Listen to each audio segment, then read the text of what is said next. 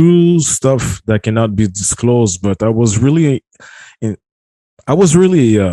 know, asking myself how Amazon are doing to, you know, deliver stuff so rapidly, because I don't see, unlike, you know, FedEx, DHL, I don't see planes, I don't see, you know, a bus or whatsoever. So while I was pinpointed, I found out that they do have underground port below the principal, let's say, fulfillment centers, all right, through various cities on North America. Then finally to check how they were actually their technology using it. I've seen that, you know, they are using actually maglevs. So that's how, you know, you can order something from China and probably the next day you receive it, right? But find out to see who was behind it, or the link was DARPA. So I'm gonna share this page here. All right, so bear with me with everyone. All right, so if you want to take a look, this is a short video that I did, all right, explaining the underground network of Amazon, but DARPA, all right, so I do want to share this, all right, so Defense Advanced Research, all right, Projects Agency. Gene, without further delay, I'm going to let you talk to the individual, the public, and to tell them about what DARPA does and who are they really. So please go ahead, Gene. Is, of course, a defense contractor that uses mostly into dark technologies and the deep state things they need as a contractor. So when they say, just like the Pentagon, we're doing this or we're looking at this, it's already done. So if you heard the Pentagon say, we're going to send these missiles to Ukraine, it means they already have. So that's a way of covering their butt. So if you hear DARPA say, we're going to develop this, it means they already have. It's probably decades old. So, you know, Amazon has purchased their first fleet of aircraft. Most FedEx and DHL and all those had their own aircraft for quite a while. Amazon purchased their first in 2022 or 2016, and they have 85 that they're activating in 2022. But the majority, I mean, 85 planes is not a lot for being able to get things around. And if you're, you know, having baggage, as you know, going and or you're flying, you have 3-letter designators for airports. They have 3-letter designators on their stuff too. But the problem is there are a lot of them, when you see it, doesn't coordinate. You can look up online the 3-letter designators for all airports on Earth.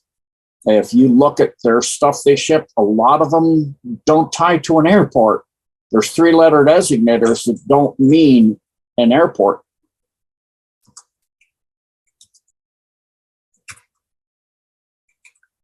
So then again, on top of that, so then you're saying, okay, did they have their own airports by where their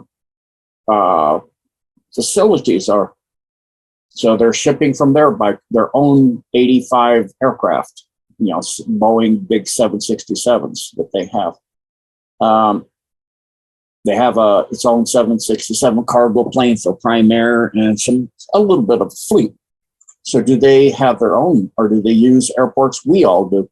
You look at those facilities, you don't see runways by them. If you don't have runways, you don't land aircraft. It's kind of simple. You're not the 767s and Boeing, the normal stuff that we fly in. I mean, yeah, you do other craft that could, like, you know, fighter stuff that can hover and land and that kind of stuff, or fly underground through solid rock like a TR-3 unit. You could do that, but not with the 85 or so that they advertise they have. You have to have near those facilities, those Amazon facilities. If you look at them, you don't see runways. So obviously, the stuff you see with 3-letter designators that aren't for airports, but are for these Amazon facilities, they're shipping it through some other way. It's for that facility, but they're routing it from one facility to another without going through an airport. In other words, without aircraft. Well, then exactly if it's intercontinental or massive distances and it's going incredibly quick, 4, 5, 6, 7, 800 miles, and it's going there in an hour, it's not an airport. It's not by plane.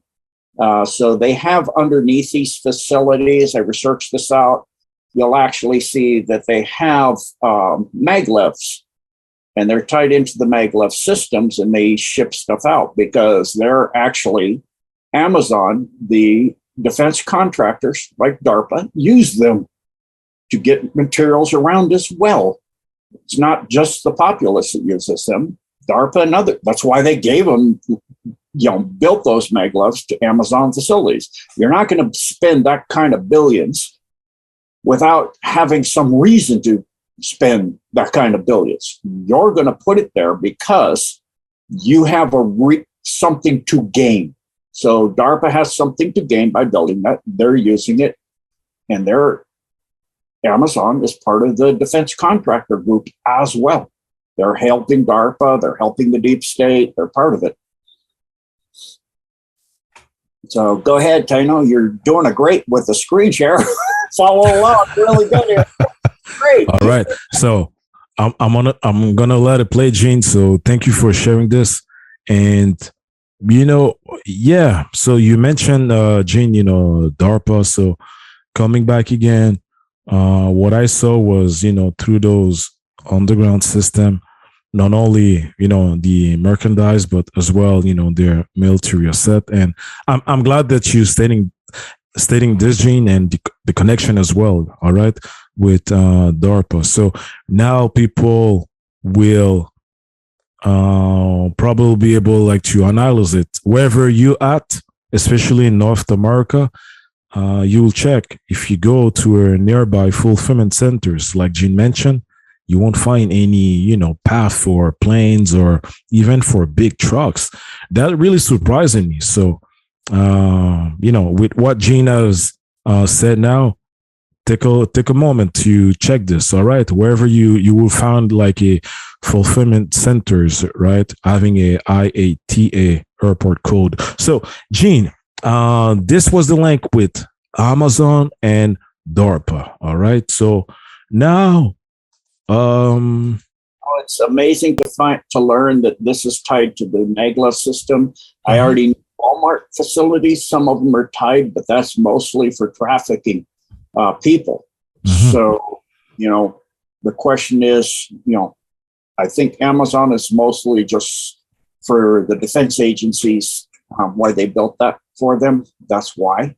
I mean, of course, they get around quick too, because you got to have money to fund everything. Money makes, as they say, the world go around. So, especially for the cabal, and they're running short, so they need to continue to have a source, because a lot of their trafficking is being removed, like Ukraine.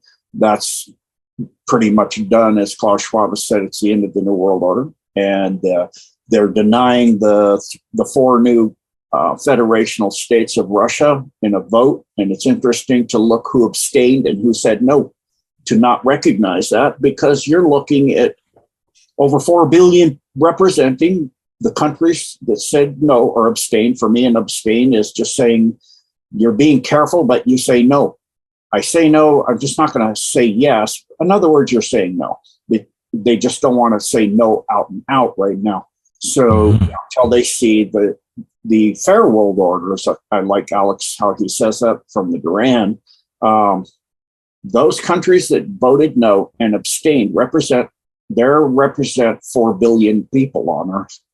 So that is huge. And, the Ukraine is tied to these maglevs and all that stuff. I went through that before on other interviews, and I showed all those tunnels and maglev connections, and it's massive.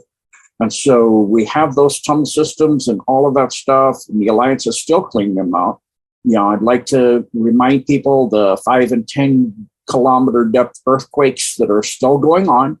That's small tactical nukes taking out some of the nasty. Certain things you have to have nukes. Fifth density negative Draco. You can't just use invocation and bind them. You can do that with demonics and non-corporeals. You can't bind a physical being that way. If you were to bind a physical being, if that were possible, they would have not had war. They just go down there, bind everybody, go pick them up in their native country. They'd have bound Ukraine. Okay, you're being bad. We bind you, come you pick you up off the ground. Obviously that's not true. And the same thing goes. I mean, fifth density Draco negative being, you bind them, they're gonna, and you're up against them, they'll laugh as they walk through your wall at you and eat you. You're not gonna bind that. And it's not, how that works. That's why they have to use at fifth density a tactical nuke.